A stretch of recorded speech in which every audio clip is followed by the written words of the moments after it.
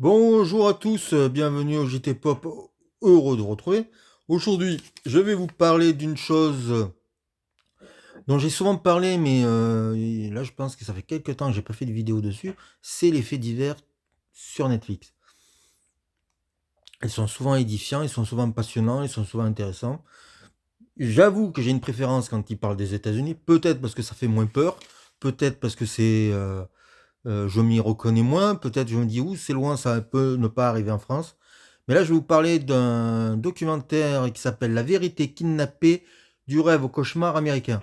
Alors, le titre original, c'est American Nightmare, mais comme American Nightmare est le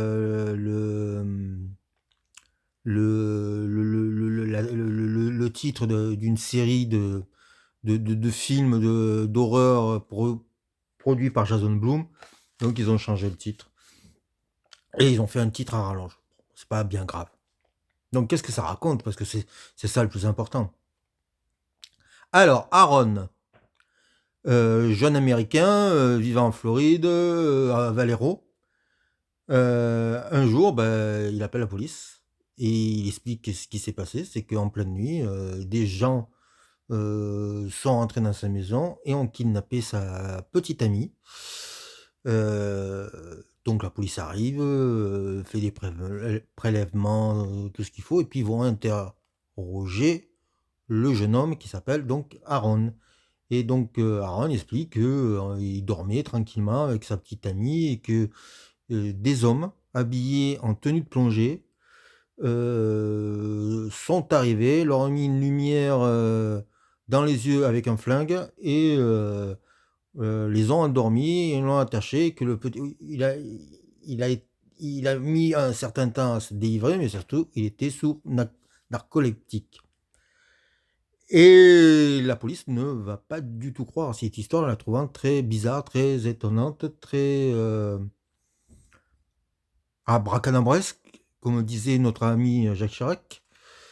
Donc, ils vont surtout l'interroger, et puis 2 jours après, la jeune fille réapparaît chez son père. Et là, ils se disent, c'est peut-être un canular. Donc, le premier épisode, parce que c'est en 3 épisodes, je vous ai oublié de vous dire que c'était une série documentaire. Donc, le premier épisode, nous allons avoir l'épisode sur Aaron. Je crois que l'épisode s'appelle Petit Ami. Où ce qui est intéressant, c'est qu'il nous parle face cam. Donc, c'est vrai que l'histoire paraît bizarre, paraît étonnante, son histoire à lui. Mais quand on a quelqu'un qui nous parle en face cam, déjà il y a un doute. Et puis le deuxième épisode, le doute est encore beaucoup plus grand, c'est la jeune fille qui a été kidnappée qui va raconter toute son histoire. Et le troisième épisode, là j'en dirai rien parce que je ne veux pas spoiler. Je veux vous laisser la surprise. Et la surprise est grande. Je ne l'ai pas vu venir. Donc c'est en ça que, oui, regardez vraiment cette série parce qu'elle est passionnante. Alors ça fait plusieurs fois que je regarde ce genre de série ou de documentaire sur la police américaine, comment ils font leurs investigations ou quoi que ce soit. Et puis souvent je me rends compte que la police américaine, quand même, elle est assez chelou et que j'aimerais pas être arrêté aux États-Unis. Bon, déjà il faudrait que j'y aille, mais j'aimerais pas être arrêté parce que honnêtement je ne sais pas comment ça se passerait pour moi. Il y a un truc qui va pas avec la police américaine, ça fait plusieurs documentaires qui le dit et je peux comprendre la méfiance qu'on peut avoir vers parfois les institutions, surtout aux États-Unis. Mais il faut pas mettre tout le monde dans le même bateau parce que cette histoire va être résolue grâce à une policière. Donc voilà.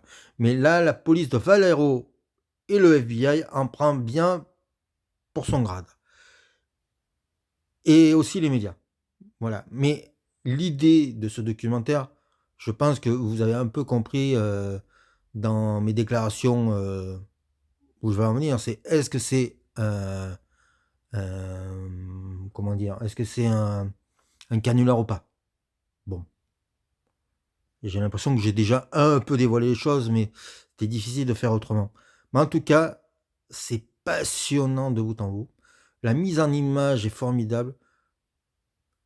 Donc les victimes parlent, certains policiers parlent, les gens de la justice parlent, donc il y a un éventail de témoignages qui sont aussi intéressants, même les journalistes parlent.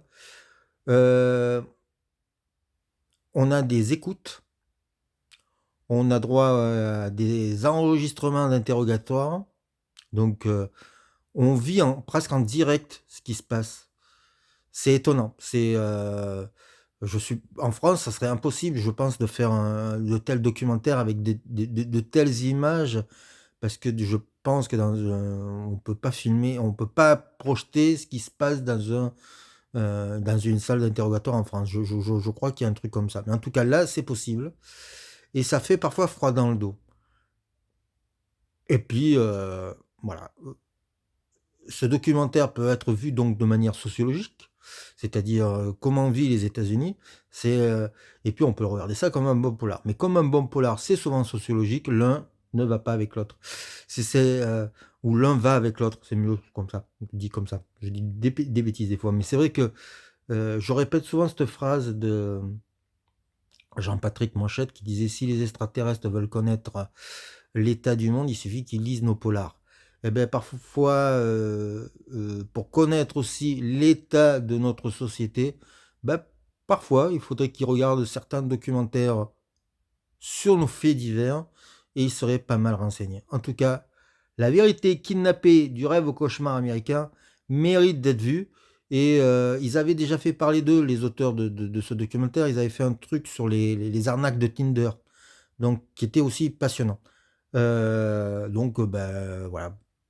Parfois, je dis du mal de Netflix, mais je peux en dire du bien et sur les documentaires, c'est rare que je dise du mal. Merci de votre écoute.